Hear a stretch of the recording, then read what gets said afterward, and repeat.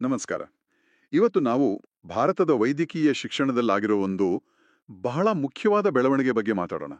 ರಾಷ್ಟ್ರೀಯ ವೈದ್ಯಕೀಯ ಆಯೋಗ ಅಂದ್ರೆ NMC ಈಗ ಜುಲೈ 11, 2025ಕ್ಕೆ ಒಂದು ಹೊಸ ನೋಟಿಸ್ ಹೊರಡಿಸಿದೆ. ಇದರ ಪ್ರಕಾರ ಎಲ್ಲ ಮೆಡಿಕಲ್ ಕಾಲೇಜ್ಗಳು ಅವರ ಫೀಸ್ ಡೀಟೇಲ್ಸ್ ಎಲ್ಲ ಪಬ್ಲಿಕ್ ಮಾಡಬೇಕು, ಆಮೇಲೆ ಇಂಟರ್ನ್ಸ್ಗೆ ಸ್ಟೈಫಂಡ್ ಕೊಡಲೇಬೇಕು ಅಂತ. ಇದು ಕೇವಲ ಒಂದು ಆರ್ಡರ್ ಅಷ್ಟೇನಾ, ಅಥವಾ ಇದರ ಹಿಂದೆ ಬೇರೆ ಏನಾದರೂ ಇದೆಯಾ? ಖಂಡಿತ ಇದು ಕೇವಲ ಒಂದು ಅಡ್ಮಿನಿಸ್ಟ್ರೇಟಿವ್ ನೋಟಿಸ್ ಅಲ್ಲ. ಆಕ್ಚುಲಿ ಇದರ ಹಿಂದೆ ಸುಪ್ರೀಂ ಕೋರ್ಟಿನ ಕೆಲವೊಂದು ಮಹತ್ವದ ತೀರ್ಪುಗಳ ಪ್ರಭಾವ ಇದೆ. ಓ ಹೌದಾ? ಹೌದು. ಇದು ವಿದ್ಯಾರ್ಥಿಗಳ ಹಿತ ಕಾಪಾಡೋಕೆ ಮತ್ತೆ ಶಿಕ್ಷಣದಲ್ಲಿ ಏನೆಂದರೆ ಪಾರದರ್ಶಕತೆ ತರೋಕೆ ಒಂದು ದೊಡ್ಡ ಸ್ಟೆಪ್ ಅಂತಾನೆ ಹೇಳಬಹುದು.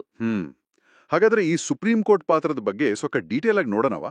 NMC ನೋಟಿಸ್ನಲ್ಲಿ ಕೇಸ್ಗಳನ್ನು mention ಮಾಡಿದಾರಲ್ವಾ? ಹೌದು, 2 ಮುಖ್ಯವಾದ ಕೇಸ್ಗಳಿವೆ. ಒಂದು ಉತ್ತರ ಪ್ರದೇಶ ಸರ್ಕಾರ versus Bhavana Tiwari case. Okay.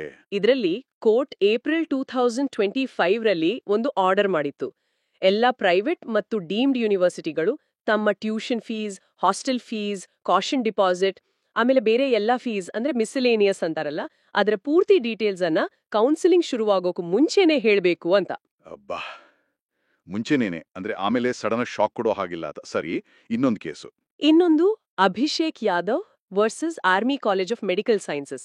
ಇದು ಇಂಟರ್ನ್ಸ್ಗಳಿಗೆ ಸ್ಟೈಪೆಂಡ್ ಕೊಡದೇ ಇರೋದು ಮತ್ತೆ ಕೆಲವು ಕಡೆ ಉಲ್ಟಾ ಇಂಟರ್ನ್ಶಿಪ್ಗೆ ಫೀಸ್ ಕೇಳೋ ಕಂಪ್ಲೇಂಟ್ಸ್ ಬಗ್ಗೆ ಇದ್ದಿದ್ದು. ಓ ಮೈ ಗಾಡ್, ಇಂಟರ್ನ್ಶಿಪ್ಗೆ ಫೀಸಾ? ಹೌದು. ಈ ತರಹದ ದೂರುಗಳು ಬಂದಾಗ ಕೋರ್ಟ್ ಮಧ್ಯಂತರ ಆದೇಶಗಳನ್ನ ಕೊಟ್ಟಿತ್ತು. ಸೊ ಈ 2 ಕೇಸ್ಗಳು 2 ಮುಖ್ಯ ಸಮಸ್ಯೆಗಳನ್ನ ಹೈಲೈಟ್ ಮಾಡಿದ್ವು.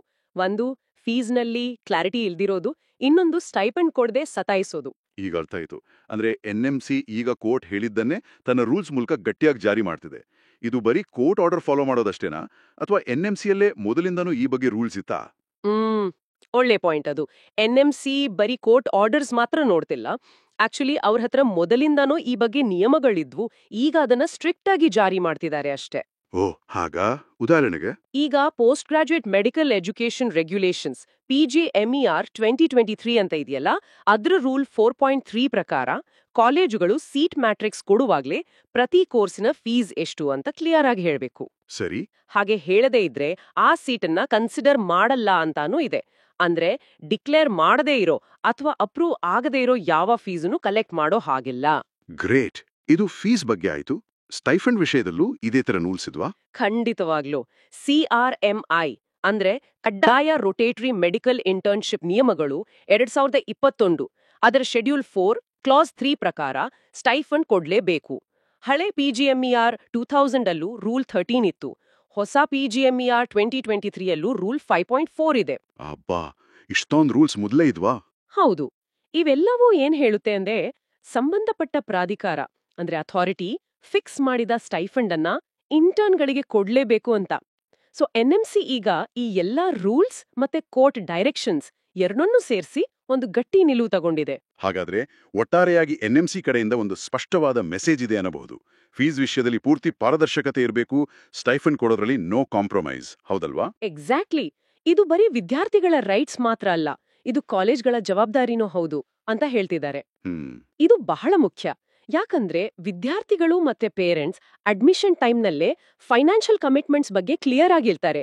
ಆಮೇಲೆ ಸಡನ್ ಆಗಿ ಬೇರೆ ಫೀಸ್ ಕೇಳೋದು ಅಥವಾ ಇಂಟರ್ನ್ಗಳಿಗೆ ಅವರ ಶ್ರಮಕ್ಕೆ ತಕ್ಕ ಪ್ರತಿಫಲ ಸಿಗದೆ ಇರೋದು ಇದೆಲ್ಲ ತಪ್ಪುತ್ತೆ.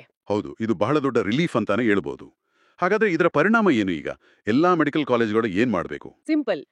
NMC ವ್ಯಾಪ್ತಿಗೆ ಬರೋ ಎಲ್ಲಾ ಮೆಡಿಕಲ್ ಕಾಲೇಜುಗಳು, ಇನ್ಸ್ಟಿಟ್ಯೂಷನ್ಸು ತಮ್ಮ ಎಲ್ಲಾ ರೀತಿಯ ಶುಲ್ಕಗಳ details, tuition fee, hostel, deposit, miscellaneous ಹೀಗೆ ಎಲ್ಲ, ಆಮೇಲೆ ಇಂಟರ್ನ್ಗಳಿಗೆ ಎಷ್ಟು ಸ್ಟೈಫಂಡ್ ಕೊಡ್ತಾರೆ ಅನ್ನೋದನ್ನ ಪಬ್ಲಿಕ್ ಆಗಿ ಅನೌನ್ಸ್ ಮಾಡಬೇಕು, ವೆಬ್ಸೈಟ್ನಲ್ಲಿ ಹಾಕಬೇಕು, ಕೌನ್ಸಿಲಿಂಗ್ ಡಾಕ್ಯುಮೆಂಟ್ಸ್ನಲ್ಲಿ ಸೇರಿಸಬೇಕು. ಓಕೆ. ಇದರಿಂದ ಅಡ್ಮಿಷನ್ ತಗೊಳ್ಳೋ ಮುಂಚೆನೆ ಎಲ್ಲರಿಗೂ ಒಂದು ಕ್ಲಿಯರ್ ಪಿಕ್ಚರ್ ಸಿಗುತ್ತೆ. ಖಂಡಿತ. ಆರ್ಥಿಕ ಹೊರೆ ಬಗ್ಗೆ ಗೊತ್ತಾಗುತ್ತೆ, ಪ್ಲಾನ್ ಮಾಡ್ಕೊಳ್ಳೋಕೆ ಈಸಿ ಆಗುತ್ತೆ. ಮುಖ್ಯವಾಗಿ ಯುವ ಡಾಕ್ಟರ್ಸ್ ಇಂಟರ್ನ್ಶಿಪ್ ಟೈಮ್ನಲ್ಲಿ ಶೋಷಣೆಗೆ ಒಳಗಾಗೋದನ್ನ ಸ್ವಲ್ಪ ಮಟ್ಟಿಗೆ ತಡೆಯಬಹುದು. ಒಟ್ನಲ್ಲಿ ಇದು ವೈದ್ಯಕೀಯ ಶಿಕ್ಷಣದಲ್ಲಿ ಟ್ರಾನ್ಸ್ಪರೆನ್ಸಿ ತರೋಕೆ ಮತ್ತು ವಿದ್ಯಾರ್ಥಿಗಳ ಹಿತ ಕಾಪಾಡೋಕೆ ಒಂದು ಒಳ್ಳೆ ಸ್ಟೆಪ್ ಅಂತ ಅನ್ಸುತ್ತೆ. ಖಂಡಿತವಾಗ್ಲು. ಆದ್ರೆ ಇಂಥ ನಿಯಮಗಳು ಪೇಪರ್ ಮೇಲೆ ಚೆನ್ನಾಗಿ ಕಾಣಿಸುತ್ತೆ. ಇದರ ನಿಜವಾದ ಯಶಸ್ಸಿರೋದು ಇದರ ಜಾರಿಯಲ್ಲಿ. ಕರೆಕ್ಟ್. ಕಾಲೇಜುಗಳು ಇದನ್ನು ಎಷ್ಟು ಸೀರಿಯಸ್ ಆಗಿ ತಗೊಳ್ತವೆ, NMC ಇದರ ಮೇಲೆ ಹೇಗೆ ನಿಗಾ ಇಡುತ್ತೆ, ಉಲ್ಲಂಘನೆ ಆದ್ರೆ ಏನ್ ಆಕ್ಷನ್ ತಗೊಳ್ತಾರೆ, ಇದೆಲ್ಲ ನೋಡ್ಬೇಕು. ಹೌದು, ಅದು ಮುಂದಿನ ದಿನಗಳಲ್ಲಿ ಗೊತ್ತಾಗುತ್ತೆ. ಕೇಳುಗರಿಗೆ ಒಂದು ಯೋಚನೆ ಮಾಡೋಕೆ ಒಂದು ಪ್ರಶ್ನೆ ಕೊಟ್ಟು ಮುಗಿಸೋಣವೇ? ಖಂಡಿತ, ಹೇಳಿ. ಈ ಶುಲ್ಕ ಪಾರದರ್ಶಕತೆ ಮತ್ತು ಸ್ಟೈಫಂಡ್ ಗ್ಯಾರಂಟಿ ಇದೆಯಲ್ಲ, ಇದು ಲಾಂಗ್ ಟರ್ಮ್ನಲ್ಲಿ ಆರ್ಥಿಕವಾಗಿ ಸ್ವಲ್ಪ ಹಿಂದೆ ಇರೋ ಪ್ರತಿಭಾವಂತ ವಿದ್ಯಾರ್ಥಿಗಳು ಮೆಡಿಕಲ್ ಸೀಟ್ ಪಡ್ಕೊಳ್ಳೋ ಸಾಧ್ಯತೆಗಳ ಮೇಲೆ ಯಾವ ತರಹದ ಪಾಸಿಟಿವ್ ಪರಿಣಾಮ ಬೀರ್ಬೋದು?